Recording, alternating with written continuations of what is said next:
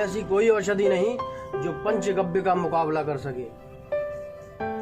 शरीर के त्रिदोषों को, बुद्धि के दोषों को, मन के क्लेशों को सबको हर लेती है यह पंचगव्य।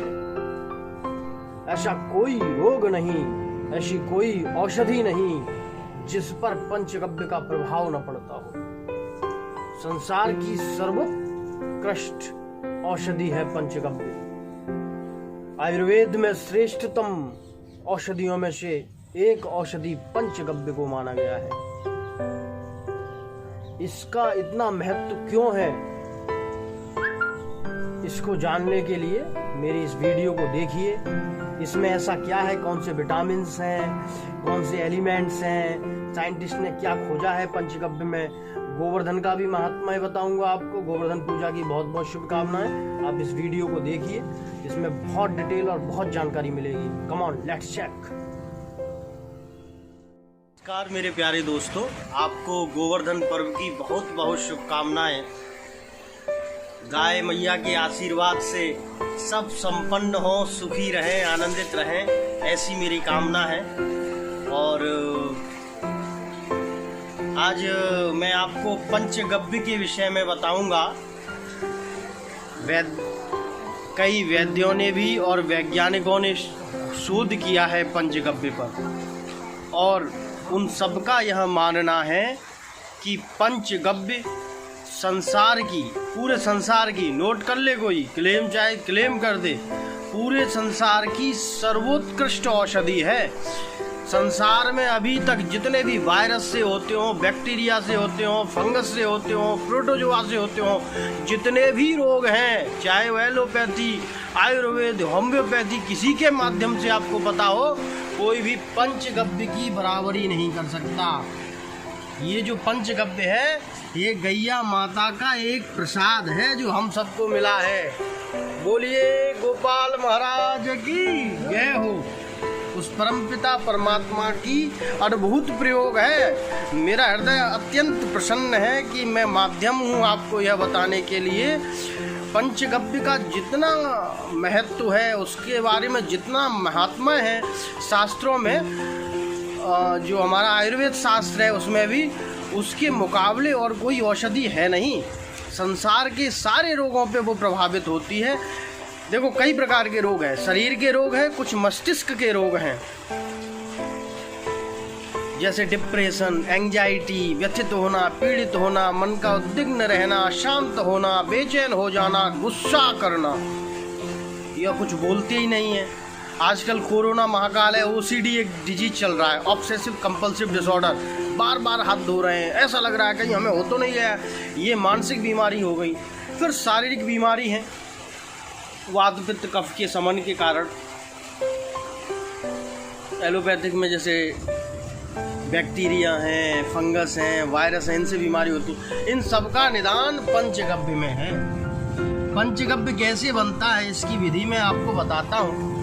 ये गाय के गोबर, गाय का मूत्र, गाय का घी, गाय का दूध और गाय का दही, इन पांचों को 1:2, 4:, 8:, 16 अनुपात में मिलाने के बाद जितना दूध मिलाया है उतना पानी मिलाते हैं, पंचगव्य तैयार होता है। ध्यान ये देते हैं कि हम गाय का जो नया बछड़ा या बछिया जो हमारी है, उसका हम गोबर लें, गाय की रज लें, उसका मूत्र लें। दूध, दही, घी ये आप गर्भवती गाय का ही लेंगे, गर्भवती गाय का ये हमें लेना होता है। ये पंचगव्य बनाने का तरीका है। वैज्ञानिकों ने इसमें शोध किया है, पतंजलि अनुसंधान ने भी शोध किया और पाया कि गाय के दूध में जो पीलापन है वो स्वर्ण क्षार के कारण है, और स्वर्ण मस्तिष्क के स्नायुओं को बड़ा तीव्र कर देता है, तेज हो जाता है, हमारा मेमोरी पावर अच्छी हो जाती है, चेहरे पे कांति आती है।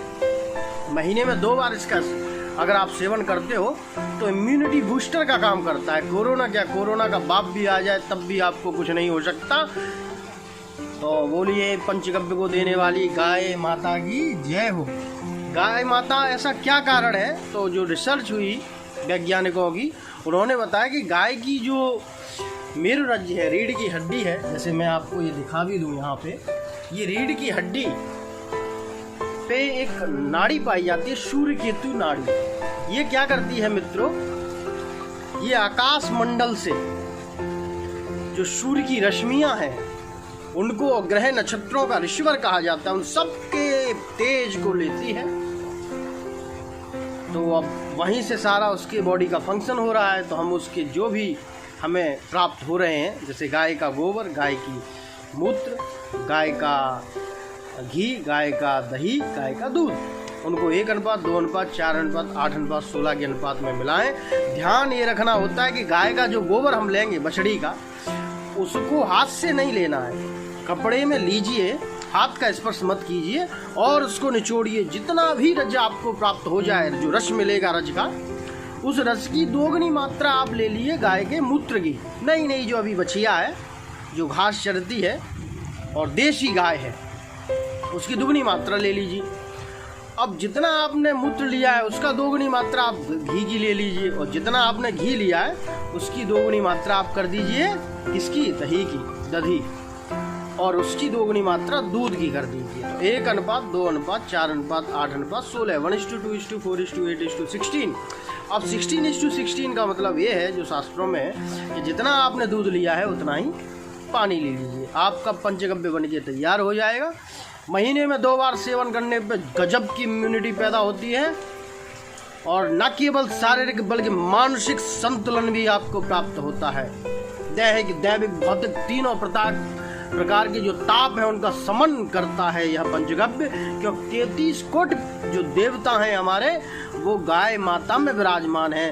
सोचिए, लक्ष्मी जी को स्थान नहीं मिला तो वो गाय के गोबर में चली गई। तो गाय की महिमा जितना कहें उतना कम है। स्वयं जो त्रिलोकीनाथ भगवान श्री कृष्ण हैं, उनको भी हम गोविंद और गोपाल, गायों का रक्षक कहते हैं। गाय विशेष प्रिय है। एक बार आपको माता के दर्शन करा देता हूँ, आप भी धन्य हो जाएं, मैं भी धन्य हो गया। बोलिए बांके बिहारी लाल की जय। ये बड़ा ही आराम से जुगाली कर रही है, अत्यंत प्रिय है। इस गाय का मैंने बछिया है, इसका नंदिनी नाम रखा है, मुझे ये अत्यंत प्रिय है। और इन्हीं बातों के साथ मैं अपनी वाणी को विराम देता हूँ। जय जय श्री राधे, जय जय श्री बांके बिहारी लाल, जय हो तेरी।